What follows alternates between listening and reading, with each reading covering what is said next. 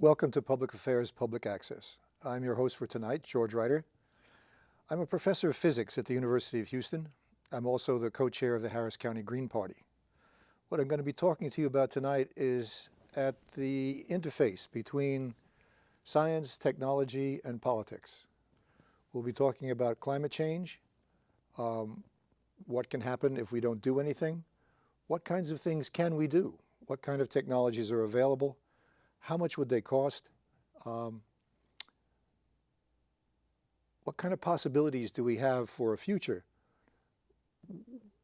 when we've succeeded in handling this problem?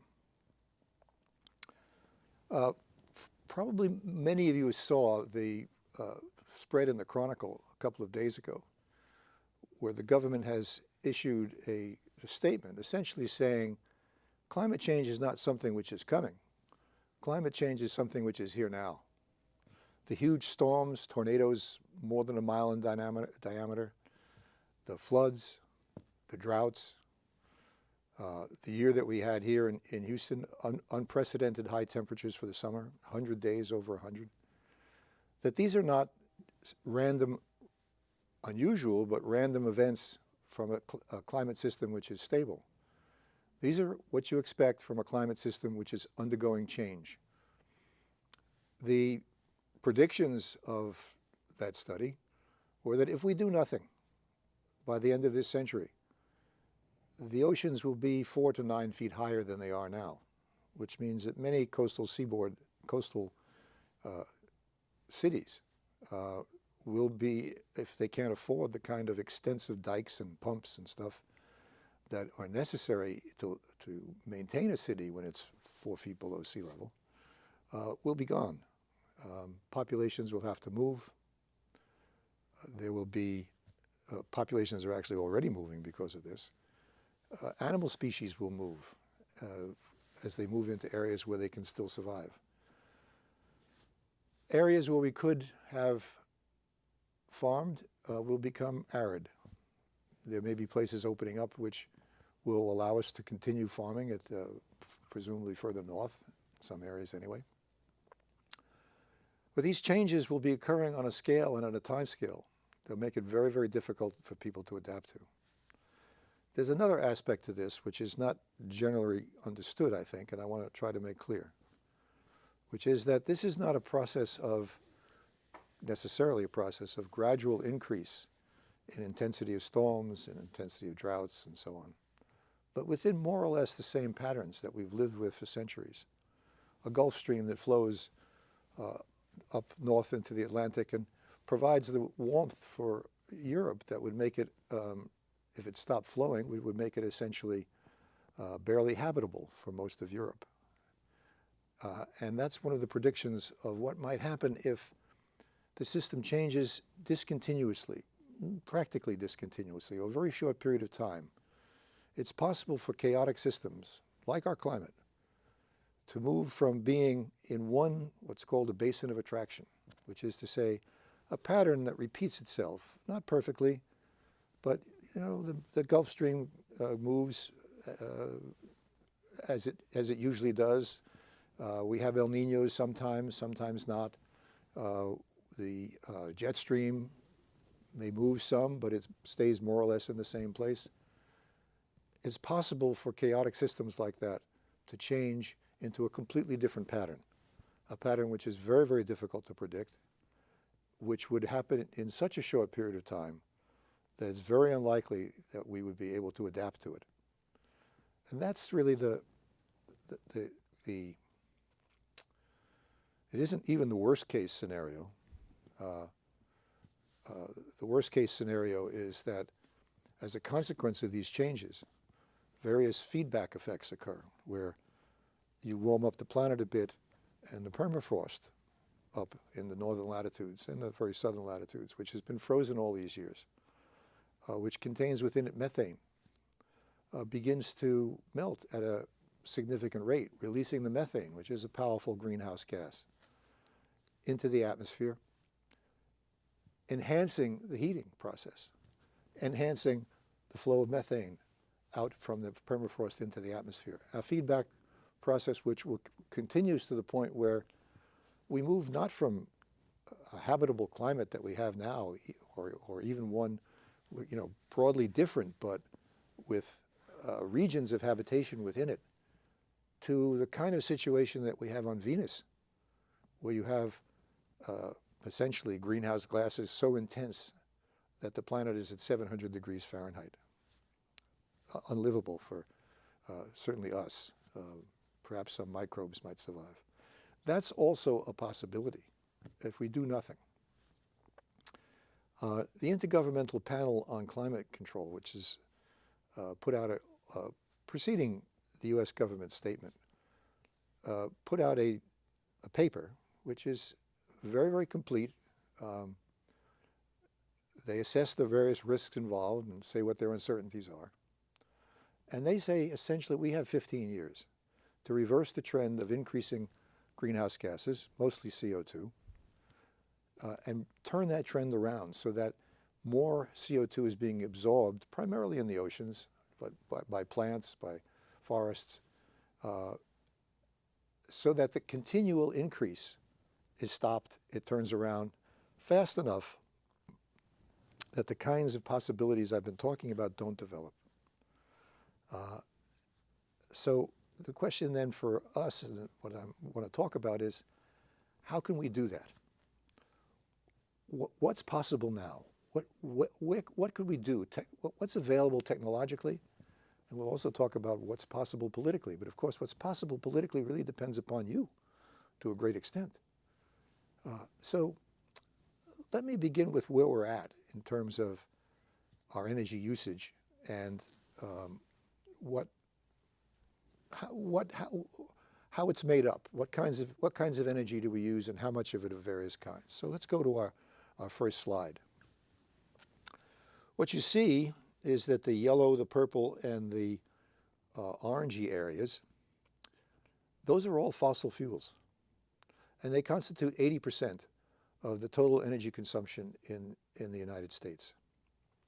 The little sliver is 9%, and that's what's called renewable energies. So that's things like solar energy, captured either with photovoltaics, the kinds of things you see on the top of some buildings, and many stores now are beginning to use them, where the sunlight is converted directly into electricity, and you can use it to power your home, for instance.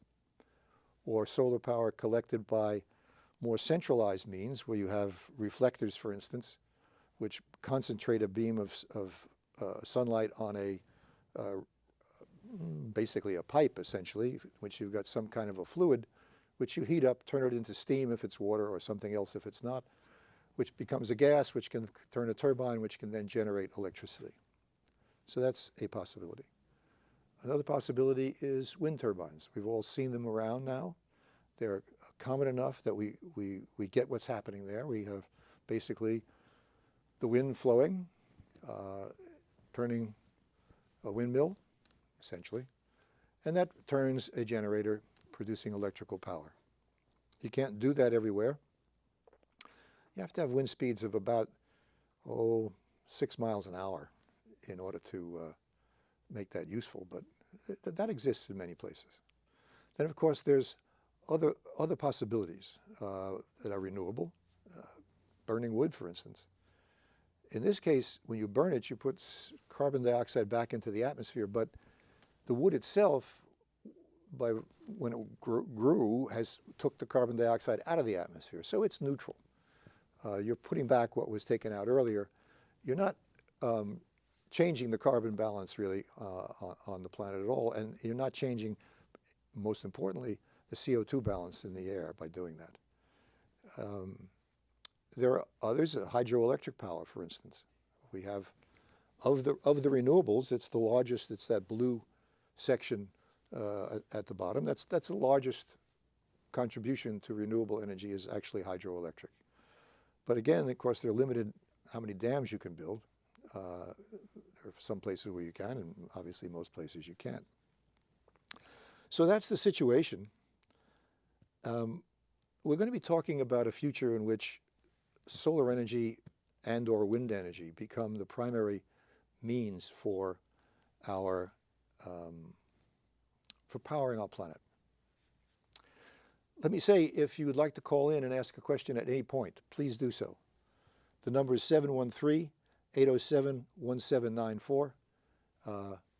Please do call. I much prefer having questions when they're there rather than to speak around things and leave you with doubts about what I'm talking about. And I'll answer them as best I can. So that's the situation in the United States. A tiny sliver of that 9%, 1% of the 9%, is now produced by solar energy here, of any kind.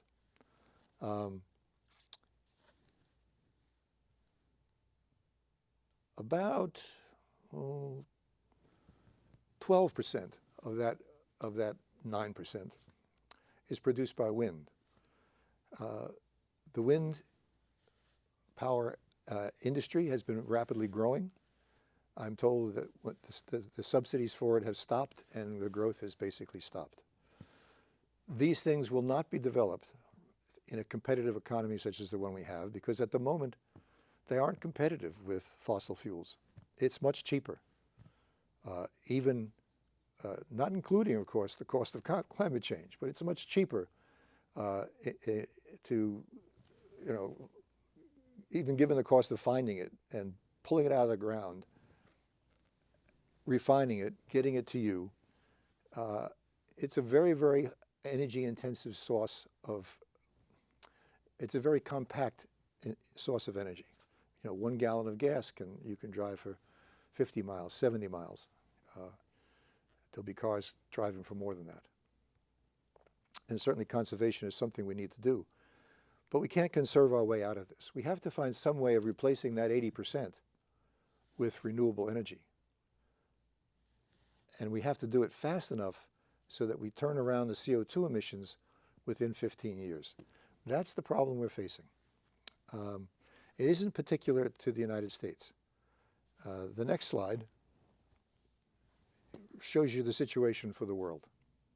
And it's basically the same. Very small amounts of solar energy, somewhat larger amounts of wind power, but still a small sliver, the small green sliver over there to the left. It's not a significant proportion even of renewable energies yet. So what do we do? Well, this is a global problem. There are other countries in the world who haven't had the kind of political backlash to even acknowledging that there is a global climate crisis upon us. And so they've actually been able to move forward in trying to move to alternative energies. Germany is at the forefront of that. The next slide shows some of the different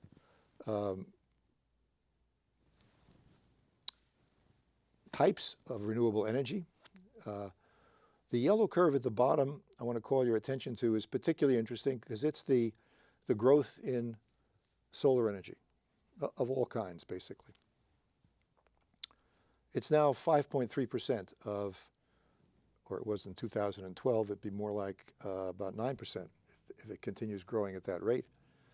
And in 15 years, it'll be perhaps 35% of the total energy budget of Germany. That's commendable. It was produced by subsidies. The Germans were paying 30 cents a kilowatt hour to put photovoltaics on your roof, and you could sell the power back at that rate, which is about 3 times what we're paying, and I presume about 3 times what they were paying for fossil fuel energy. They've reduced the subsidy now. The program has been successful. They've reduced the subsidy now to 20 cents a kilowatt hour, but still it needs to be subsidized, and it happens because of government efforts.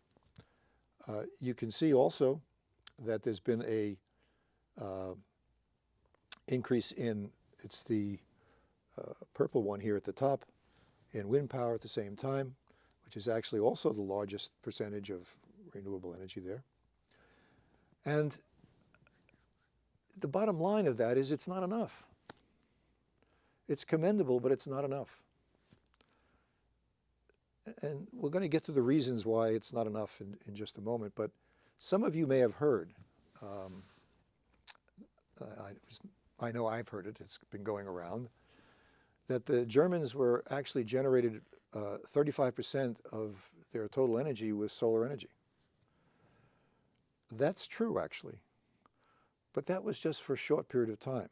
That was at high noon, no clouds, perfect visibility, and you were then able to produce that much energy. On average, however, because you don't always have those conditions, and because, of course, solar energy is only available for about 8 hours a day, which is when the sun's high enough in the horizon in the morning and still high enough in the evening so that the sunlight's coming down more or less directly to be useful. Let's look at some of those constraints. Let's go to the next slide. So these are some numbers that need to be kept in mind. The first one is very comforting in a way. The power available from sunlight at noon, it's actually more than 1,000 watts per square meter. That's to say every piece of whatever, land, photovoltaic cell, which is about that big, 1 kilowatt of power from the sun is available to be converted into electricity if you can do it, either by photovoltaics or by turning it into heat and running a turbine. Now, you can't get all of that energy out. Typical photovoltaics that you might use commercially, which have to be pretty cheap to make, have efficiencies on the order of 10%. But things are worse because, again, you only have that 8 hours, and you also have the problem of clouds and rain and so on. So that, skipping down to the third line there, typically you might be able to get 5 to 20 watts per meter, and that's probably an overestimate, per square meter, that should say. From however you do it, that's what's available from the sunlight. You still have the efficiencies of conversion to be worrying about. The second line there is from a project which tries to get through the problem of having weather, which prevents you from using the sunlight, by collecting the sunlight on the moon and beaming it back to the Earth with microwaves. And I'll talk more about that at the end of the talk. You can choose the microwaves to be whatever frequency you want and whatever intensity you want. It's completely at your disposal, and so you can choose them to be at a frequency that will penetrate the atmosphere, whether there are clouds there or dust particles. It doesn't really matter. As we'll see later, it doesn't even matter whether it's the Earth is facing the moon or not. And so that provides a much higher energy density to work with. And finally, there's the power available from wind power. Now, there, essentially, you can't put them too close together. And how close you put them together depends upon the diameter of the windmills. So there's a kind of limitation then. And of course, the wind only blows so fast, so much. The estimate there is of power of about 2.2 watts per meter, so much smaller per square meter. That estimate was, by the way, from a book by David Mackey, who's a professor of physics at Cambridge, called Sustainable Energy Without the Hot Air. He intends that to be an easily readable book for anyone who's interested in this. These kinds of estimates are done in considerable detail and in a way that anyone with even a smattering of a science education can understand them. High school physics is plenty good enough. So that's it. We have this very, very high intensity source, it's difficult to make use of it because on the planet because of the issues I've raised before. We have other alternatives. I haven't mentioned here much, for instance, the waves. You can harness the waves to get some power out of that. The tides, the flow of water back and forth, you can get energy out of that. There's geothermal energy some places. I mean, if you're living in Yellowstone or somewhere near Yellowstone, you can probably do quite a lot with geothermal energy. But not everybody has a supervolcano under their under the ground to provide that kind of energy. David Mackey did some estimates for England. We'll go to the next slide. Unfortunately, it's too long, the slide that is, so I can only show you the two halves separately. But he did a comparison between, on the left-hand side in pink, is the various uses for energy. So we see, for instance, and I'll have to put my glasses on to see it. We see, for instance,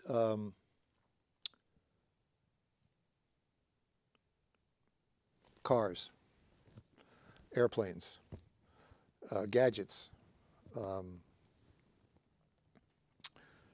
electric lights, all of the kinds of day-to-day things that we need energy for. It's expended in different forms. On the right-hand side, he has all of the ways we might provide it. And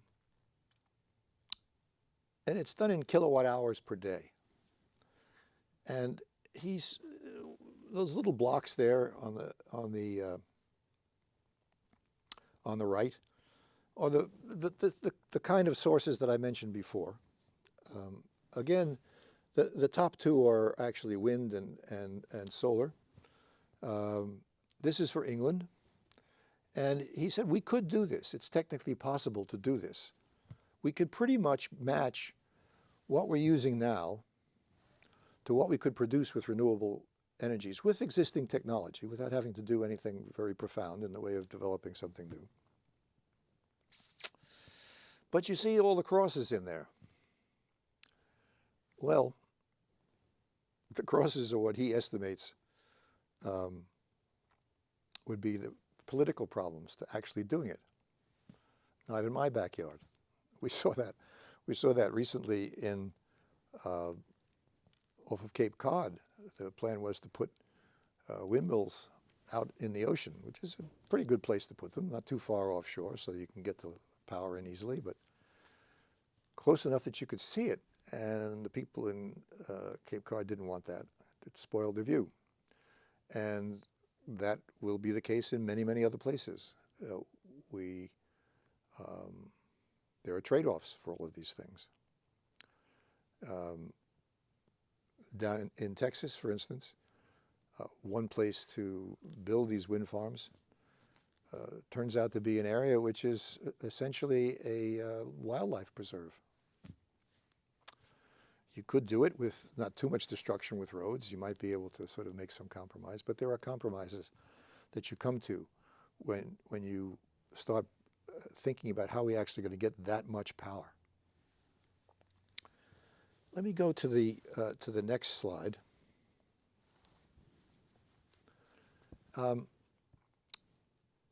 This is an article that was written by a Stanford professor who, one Stanford professor and one University of California professor, both engineers, and they've been working for some years on the question of how do we replace all of fossil fuel energy with renewable energy. It's something which humanity must do eventually. How can we do it fast enough? And they've also answered the question of what will it cost? First, let me talk a little bit about, and so this, I'm not saying that they've got their estimates all completely correct, but they've done an honest job of trying to come up with the numbers and the technologies and the ideas, what balance of solar and wind and the various other renewable energies should be used. This is what they say is necessary. So this is what we need in order to completely replace fossil fuels with essentially electrical power generated with renewable sources. Now, some things, of course, like airplane fuel, you can't run a wire for that. And so this includes the idea of moving to a hydrogen economy, where if you have cheap enough electricity, you can pay the energy cost for separating water into hydrogen and oxygen, ship the hydrogen, burn it when you need to. The combustion product is back to water again. Doesn't produce any smog. You can run your cars on it. And that's how we would do transportation and those things where you can't use electrical energy directly. So it's a complete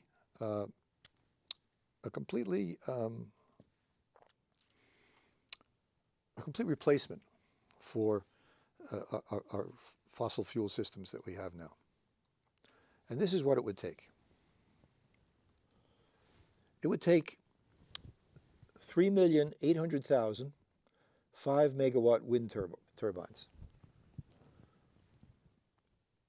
It would take 49,300 megawatt concentrated solar plants. Those are the kind where you focus the sunlight on something where you're producing some kind of gas that runs through a turbine, generates your electricity. It would produce, it would need 40,300 megawatt solar photovoltaic power plants. So about the same number each, about 90,000 power plants altogether. It includes 1.7 billion 3-kilowatt rooftop photovoltaic systems, but frankly, they don't make a significant contribution to the total energy needs.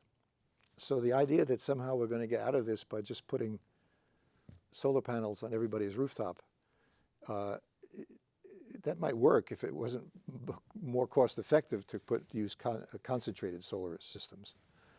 In any case, that's their prediction. And then there are 5,100 megawatt geothermal power plants, 2,700 new hydroelectric power plants, 720,000 0.75 megawatts. So these are much smaller wave devices. You get the idea. Very, very large numbers of these are needed, but that's what it'll take. And that's a calculation which, you can do with the numbers that I showed earlier. You make some assumption about what your average energy is going to be based on the efficiency of your photovoltaics. You make that practical. You have some estimate of what fraction of the time you're going to be able to have sunlight. These systems require batteries, some means of storing power, or of transferring it around from regions of the country and of the world where I'm told that the west coast of the United States for 3 weeks was one time overcast. You couldn't have generated any solar energy. So you have to be able to move things around in that, and that's also part of the expense of the project. Let me say again that if you're interested in calling in, the phone is available. The number will come up on the screen in just a moment. To ask whatever question you want about any of these estimates, about any of the, we're about to get into the costs of doing all of this. So they've also costed it out. And their idea is, and it seems like a good one, is to begin by building no new fossil fuel plants. That everything that goes in place for the next 15 years is renewable. At the end of that time, you would begin dismantling or putting in mothballs. You can use them as backup, for instance. That'd be fine if you didn't run them too long. You begin not using the fossil fuel plants and you replace them with renewables so that by 2050, we're completely off of fossil fuels. That's the plan. Now, of course, the costs of that depend upon the present day costs of photovoltaics, for instance, but if you mass produce all of this stuff, by the time you get 15 years out, you're going to have, it'll be a lot cheaper to buy photovoltaics. And they've estimated those things as well. At present day prices, to do all this in, well, we have about 35 years till 2050, would be $66 trillion. Let me say that again. $66 trillion. So the U.S. budget is about $1 trillion. I'm sorry, it's about $11 trillion. So it's a lot of money, but on the other hand, it's spent over 45 years. And if you think about what the costs of not doing it are, cities becoming unusable, the whole range of catastrophes that I began with, well, it starts to seem a reasonable cost. And in a certain sense, it's actually the hidden cost of the fossil fuel economy. We've never been charged at the pump the price of destabilizing the atmosphere, the cost of the damage from tornadoes and droughts and floods that we're already experiencing. That hasn't been borne by, well, it will eventually be borne by all of us, but it hasn't been borne in the cost of what you pay for fossil fuels at the pump. So in some sense, this is a reasonable price to pay for having a livable world. It's still a bit pricey. Are there other alternatives? There are. There's a project that's been worked on for about 30 years by my colleague David Criswell. He had a colleague working with him on that, and other people. He ran the Institute for Space Sciences at the University of Houston for many years, and was responsible for reviewing proposals for use of the moon during the Apollo program era, and when people were thinking about ways of using the moon, and got to see all of the reports back on what kind of materials the moon was made of, etc. So he's very, very knowledgeable about what's available on the moon and what kind of costs are needed to do what I had suggested earlier, which is to collect solar energy on the moon and beam it back to the Earth. So on the next slide, you see the overall system in place. The reason for collecting solar energy on the moon is it's completely reliable. There is no atmosphere there. The energy available is about the same as it is on the Earth. It's about a kilowatt per square meter. And there's at least 600 times more energy there than we could possibly use on the planet. So we have to collect only a small fraction of it and get it back to the Earth somehow. How do we collect it? How do we get it back to the Earth? Well, the predecessor to this project was one that actually received a considerable amount of play in the press, both at the time of the Apollo era and even to this day. You'll see articles about, well, why don't we send up satellites which will collect solar energy and then beam it back with microwaves to the planet? And the cost of that turns out to be prohibitive because the mass that you have to put up into orbit to do this is just too much. The cost of doing that is just way too much for the kind of energy that you could get back. The moon, however, you don't have to put up in orbit. It's there already. And it's free. You just have to get there. And so the idea is to send up essentially a boarding party to land on the moon with equipment to build solar panels.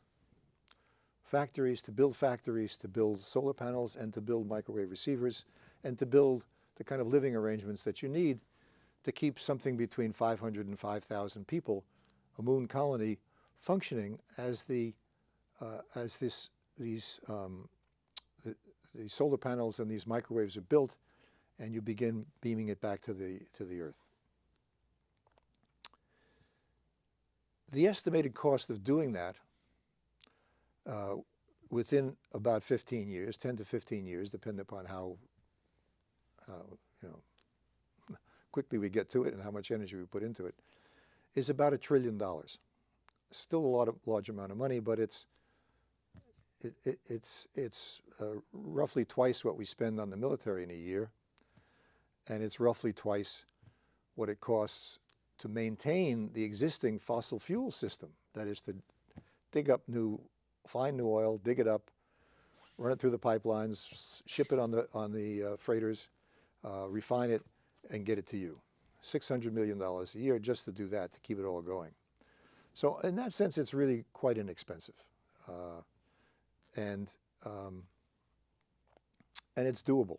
The technology exists to get to the moon. We've done that. The technology is to live on the moon. Well, we can live in space. It's a lot easier to live on the moon. At least you have gravity. You drop a tool, it lands. It doesn't float off somewhere. So this is all doable. The radar technology has been around for 30, 40 years. It enables you to send back multiple beams to the Earth. I think I'll show you what it would look like. This is, again, these are essentially artist sketches. What's needed is a massive and immediate engineering evaluation of the proposal, of the best ways to do this now with existing technology. The proposal was really put in place about 20 years ago and could have been done with 20-year-old technology. Things have changed. There are probably better ways to do it. It's probably cheaper to do it. The moon base would look something like what we see on the screen, which is the moon with craters. These are actually reflectors for transmitters, which would beam microwaves at the reflectors and then back to the Earth. Now, the other advantage of the moon, of course, is that it keeps the same side facing the Earth all the time. As it rotates around the Earth, it turns at the same rate that it rotates. And so you'll always see the Earth and always be able to send back the microwave beams to the Earth. And this would be the living quarters. And here on the ground would be the solar panels with wires in them to collect the energy and feed it to the microwave transmitters. And the microwave transmitters could be as simple as the ones that are in your microwave oven. It's a very, very old and reliable technology. And this would be some of the machinery that would have to be built or brought up. Some would clearly have to be brought up to get started. There exists plenty of iron, aluminum on the moon to make things out of. And the processes to do it are well known. I want to go back one slide to the previous slide, which again gives an overview of what the whole project would look like. You could do this, and it would work, if you just beam the microwaves to the side of the planet that was facing you. It might be in sunlight, it might be at night. It depends upon where the sun is relative to the Earth, but the moon is always getting the sunlight, and so you could always be beaming it back. But of course, you could only do that for 12 hours a day. And so an adjunct to this is to put up satellites, inexpensive satellites, which would receive the solar energy. And again, they don't have to collect it. So you don't have to have massive solar photovoltaic devices, basically. Would receive the solar energy and either relay it through electronic devices or reflect it through some kind of mirrored surface. Much, much lighter than the power satellites that were proposed years ago. And with those, you could beam it anywhere on the planet. So that's the basic idea. The proposal is, within 15 years, to produce as much electricity as the United States uses now. The United States uses about half the electricity in the world, and it's about 1 terawatt. That's 1,000 billion watts. It's a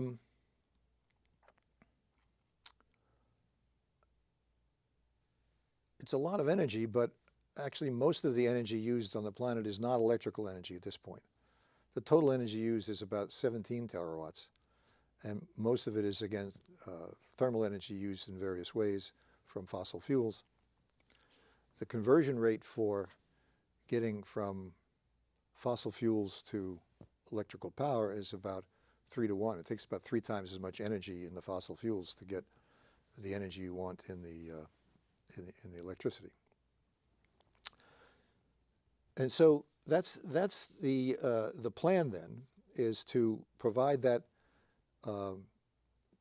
initially 1 terawatt of power for the United States, and then sell the power at 10 cents a kilowatt hour, which you could do and sort of basically amortize the cost of sending people to the moon and that whole project, that whole $1 trillion at a reasonable amount of time.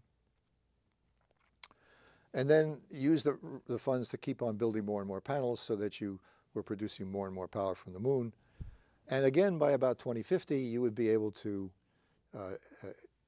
replace all the fossil fuels with cheap renewable electrical energy. How cheap? The estimate is by the end of this time, the price would be about 1/10 cent per kilowatt hour. Now that's a significant reduction. For us, certainly, it's about 10% of what we're paying now. But that's not the main point. The main point is that's a price that 1/3 of the world who doesn't have any electrical power could afford. And what would be required would be to be able essentially to build a receiver for one of those beams of microwaves coming down from the planet, from the moon. And those receivers are very inexpensive.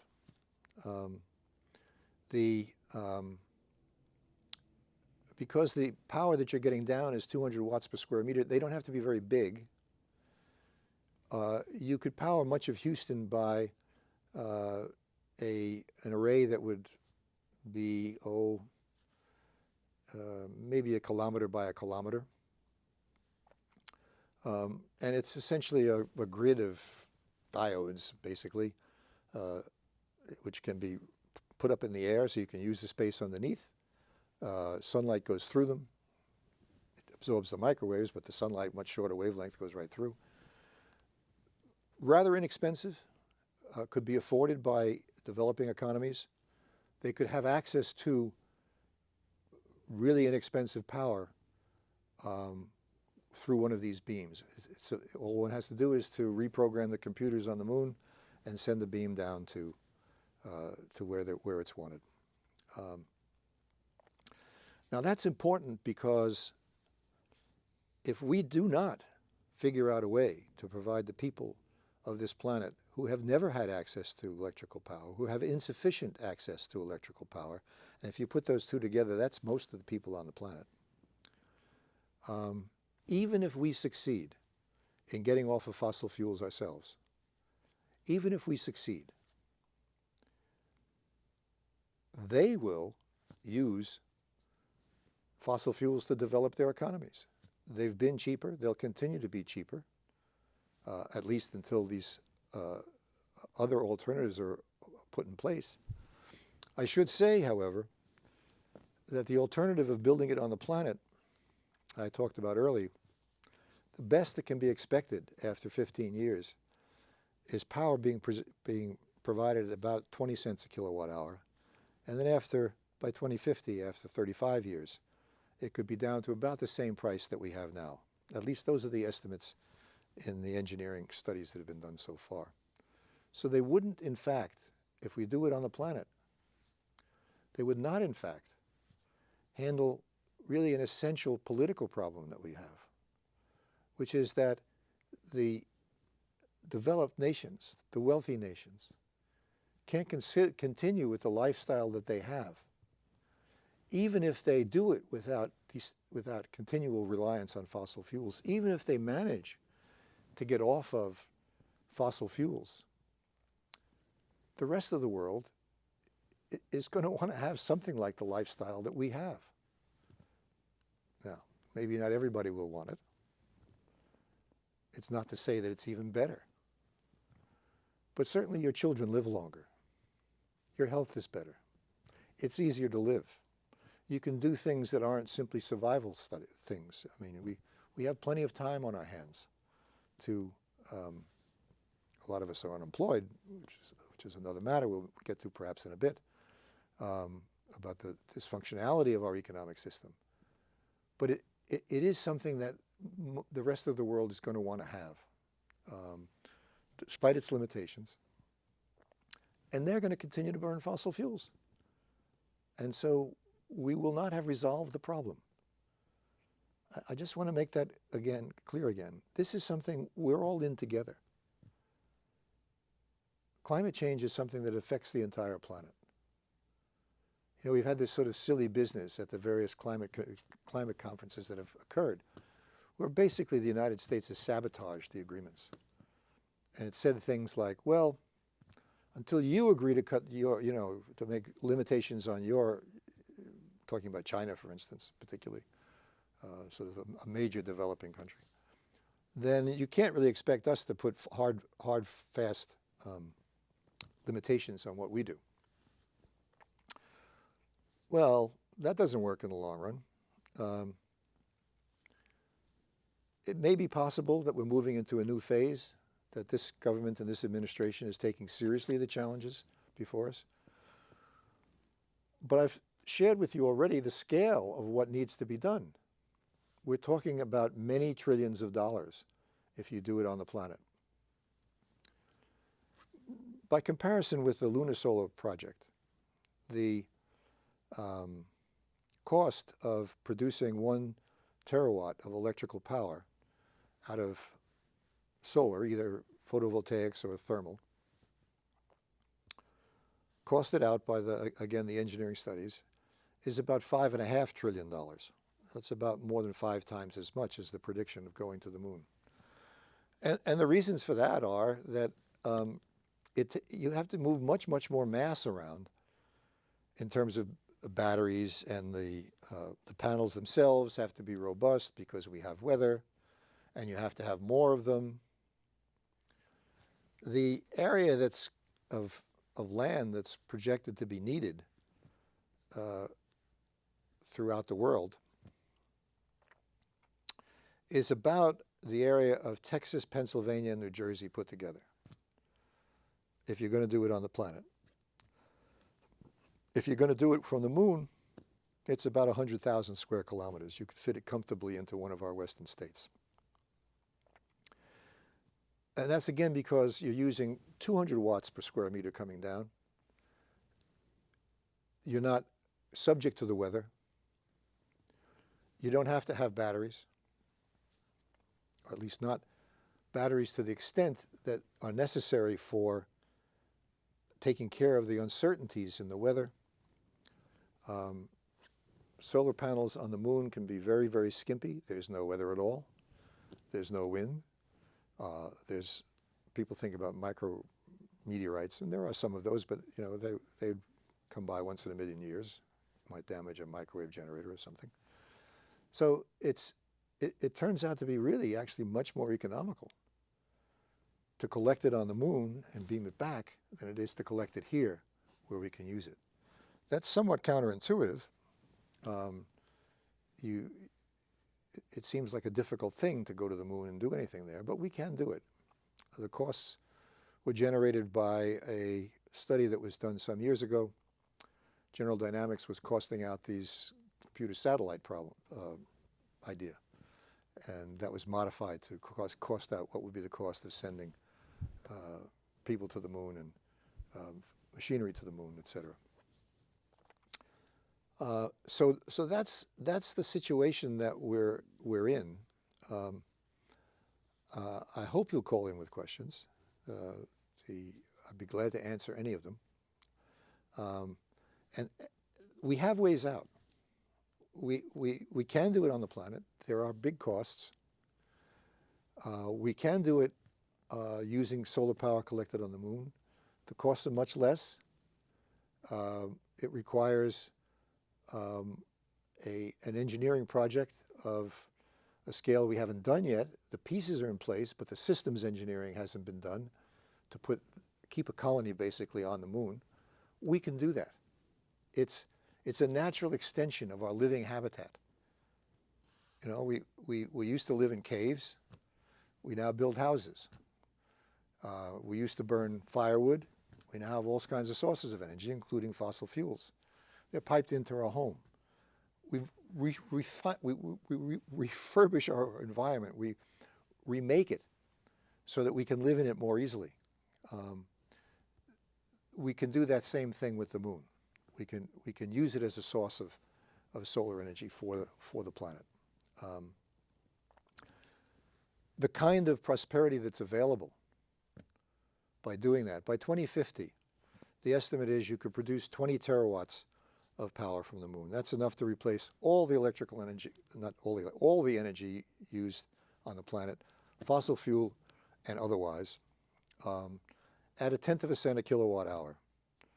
Cheap electricity means you can do things like desalinate water. We can solve that problem. It means you can do things like take the CO2 out of the air that's still there, which will still be a problem.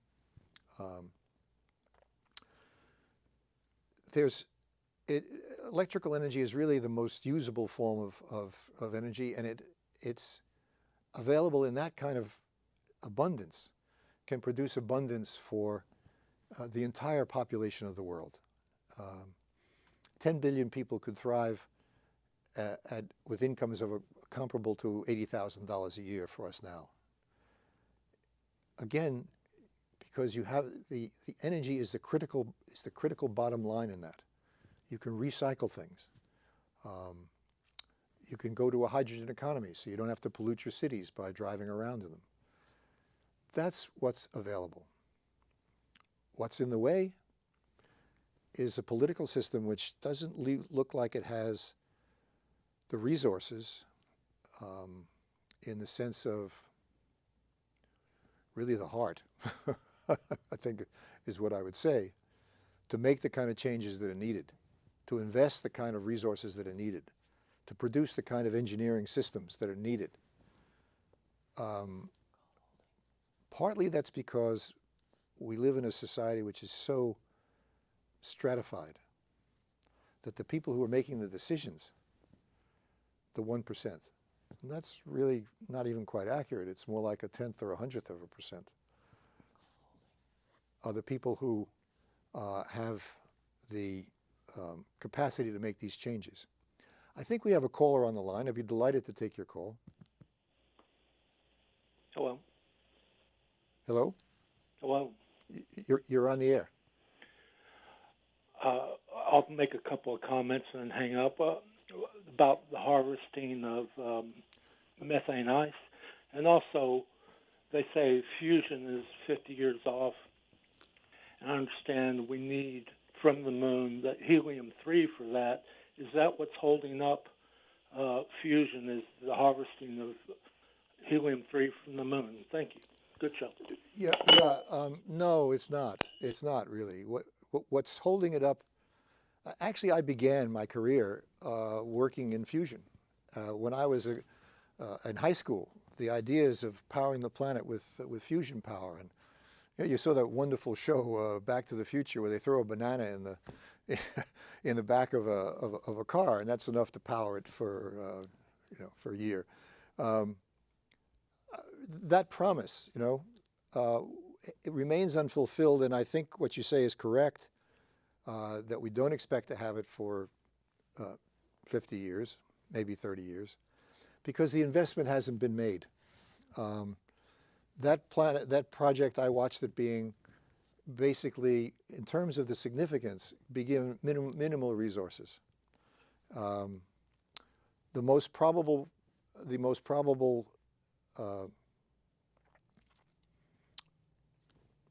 successful fusion reactor is something called a tokamak, which was originally a Russian design. We now have an international cooperation to build what's online to be built is a power reactor. It's a prototype, but it will produce more power than goes into it to keeping the fusion reaction going. It's a huge construction project.